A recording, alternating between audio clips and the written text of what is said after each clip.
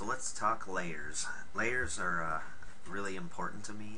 There's something in my work that I like to do because I think it builds up visual complexity, especially for texture and pattern, and it allows you to, really get some unexpected yet predictable results. I know that sounds contradictory, but when I add layers on top, I'm doing it for the specific purpose of setting them to be transparent so you can see the layers below, adding texture and adding different shapes of value and brush strokes, and definitely hue saturation on top of an existing layer. The unexpected part is that depending on paper texture, you can definitely get some really happy accidents or things that complement what you're trying to do just by the sheer pressure sensitivity of the pen onto a rough paper. So here's an image I did from before, and if you've not used ArtRage, over here's your layer editor. Underneath I actually have my layers of the image I'm working on right now, and I'll show those in a second. But as you can see, we have a layer, and I'm going to create a new layer just by clicking this button. And I usually come in and start out just by dragging the opacity to about 3/4, 75%. And depending on if you want to keep your underlying 3D paint, you can set the blending bump blend mode to either maximum, which will add on top of what was there, or replace, which means you can actually obliterate it and paint out it and add new bump mode. And then you can also add to it. Maximum kind of is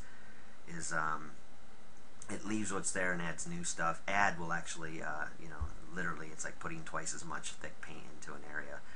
Normally though I set it to replace because I am wanting to put new brush strokes on top that will affect that bump, underlying bumpiness of the surface paper and paint. So I created my new layer, I set it to 75%, and then you can come in this case here, I've got that dry roller brush again, and I can start to experiment with different value. And as I come in, you can see that it's definitely got a lot of thickness, and I'm not seeing a whole lot of that green underneath. And depending on what I'm looking for, you can come in and you can start to adjust the actual opacity of it, or you can take your eraser and start to erase back in. So here's an example of me going to an eraser, setting it to soft eraser, setting my brush size large, and then just starting to lightly hit and erase out what I had there, showing that green paper through. So if I turn on and off the eye, you can see the before or after. And it's that kind of buildup of pattern, color, and brush strokes that I'm looking for to add more complexity to my paintings. And then you can also obviously come into the opacity slider and you can start to turn this up or down.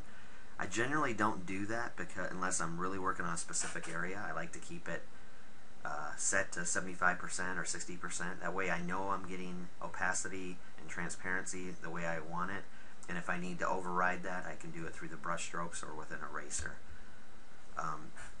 And then talking about the bump blend mode, so again I'm going to go to a palette knife, and because I am on bump mode replace, I'm on a new layer, so I'm painting, and in this case here I've just got a palette knife with no paint on it. I can go in and actually though interact with the 3D paint. Here, let me get my CG knife. Oh, I'm on the wrong way. Yeah, there we go. Did I set my new blending mode needs to be set to replace. Okay. Now you can see is I'm actually putting down color, and if I want, I can actually start to brush out that thick paint that was on the layer below just by starting to wipe it out. If I go to my hard out smudge, which is just this, you can definitely see that I'm interacting and starting to alter the 3D-ness of the paint that was underneath that layer. So I will mix those types of techniques back and forth to achieve the look I want. And the great thing about it is, and I love this about ArtRage, is so I've got a master canvas size, or canvas texture that I showed you earlier, which was watercolor paper. But I can come into this layer, and I can say I'm going to edit my layer texture, And I can set that to something unique. So you can load from disk or go to your canvas selection. Let's say I came in and grabbed, a paper and picked a different pattern, sketch paper. So now I'm using a different pattern. I can hit the accept. And I start to work on textured brushes just for this layer. I can have a unique sort of bump pattern. So to see that in action, you can definitely see it if I go to a watercolor brush, but let me see if I can get, actually I know this will show it the best. There's that paper texture that's coming through right now. And you can see that, it's almost like a fractal pattern in the noise and the, how the brush is hitting the high points and not going into the low points of the paper. And if I want, I can come in up here again and say edit layer texture and canvas collection. And let's go to a rough one just to illustrate the point. So I'll pick stucco. Now as I start to rub that on, I'm getting a different pattern. That's that stucco pattern. And you can see that it's got a very distinct, bumpiness and grain about it. And so what I'll do is I'll work around my image using these different textures to my advantage. And as I mentioned, I'm changing saturation, I'm changing brush strokes and size, I'm changing paper, and I'm working all of that, into my image. And all of that is on a layer. So if I turn off that layer, you can see that that was on the layer. And I will usually have, 7 to 10 layers. Here I'll make another layer now. And maybe I only want this to show through at 50%. And I'm going to set my texture to be something different. Let's try concrete. And I'll pick a value. Maybe this is going to be a highlights layer, so the paint is a lot more saturated. But my opacities turn way down. Maybe even less than that. I'll change my brush size.